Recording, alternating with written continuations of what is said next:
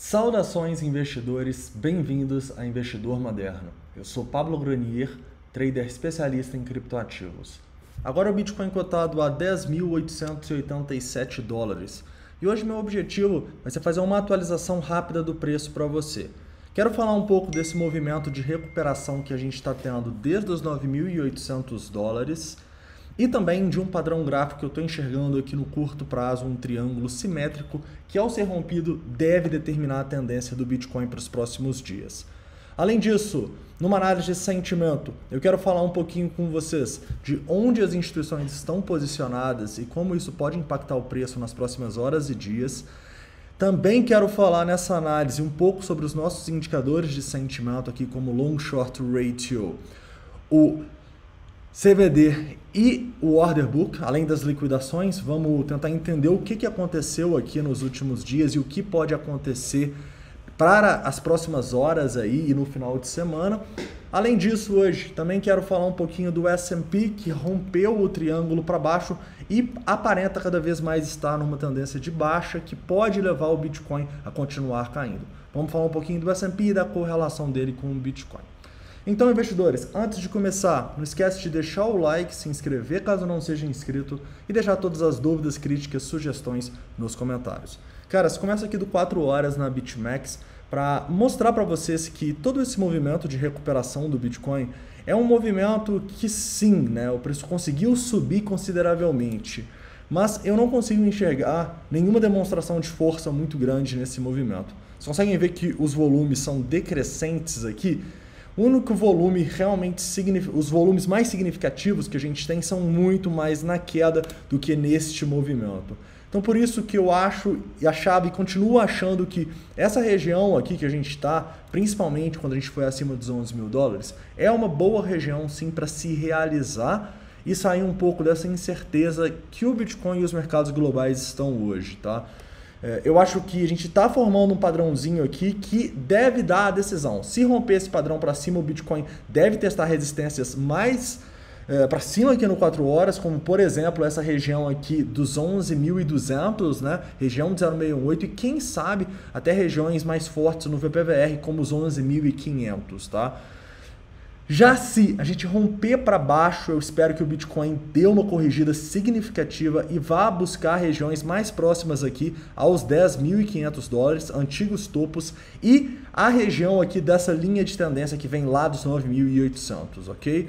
Então, esse triângulo deve definir aí a tendência do Bitcoin e para enxergar ele melhor eu vou numa hora. Numa hora eu posso ver que a gente está formando um triângulo simétrico depois de uma tendência de alta, né? Então, este triângulo específico, por causa dessa tendência de alta, pela análise técnica, tem uma ligeira probabilidade maior de romper para cima, tá?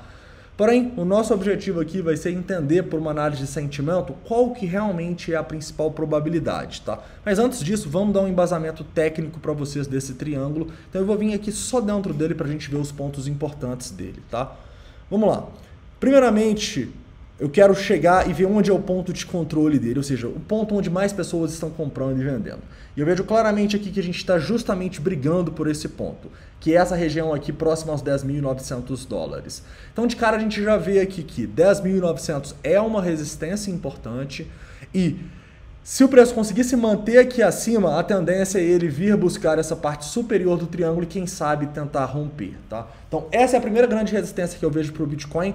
Se mantendo aqui acima é um bom sinal, não conseguindo passar, igual teve uma rejeiçãozinha aí na última hora, não é um bom sinal, ok? Falando um pouco de suportes, né? Onde que eu enxergo esses suportes?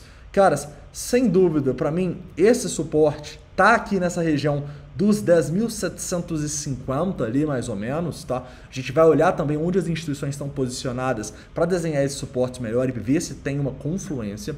E as resistências para mim tá aqui próxima dos 11 mil dólares, ok? Passando dessas duas regiões, o preço tende a continuar indo, tá? Então um rompimento aqui dos 11 mil dólares seria muito bom para o preço, para ele testar, ao meu ver, os 11.200. E um rompimento desses 10.750 seria muito ruim para ele testar os 10.500, tá?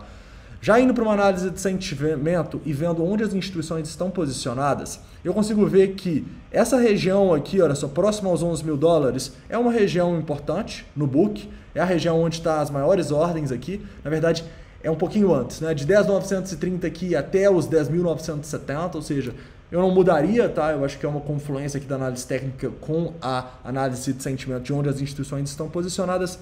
Em relação aos suportes também, tá? Olha só, as grandes ordens estão aqui entre essa região dos 10.800 e dos 10.760 ali, 10.770, tá? Então eu acho que sim, faz sentido. Esses seriam os pontos mais importantes, os 3 pontos aí de importância atualmente para o preço, ok? Continuando aqui e falando um pouco de análise técnica, mas do S&P.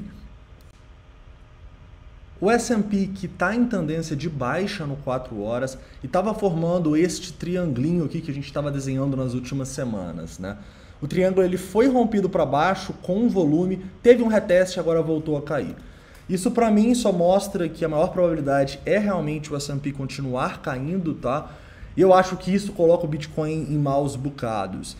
Porém, se o S&P ele tá fechando aí em alguns minutos, né? Se ele abrir lá na segunda-feira com o preço voltando aqui, ultrapassando esse ponto de controle, por exemplo, demonstrando força, para mim seria um sinal de que essa subida meio irracional vai continuar. Isso proporcionaria o Bitcoin e outros ativos de risco a continuar subindo, tá bom?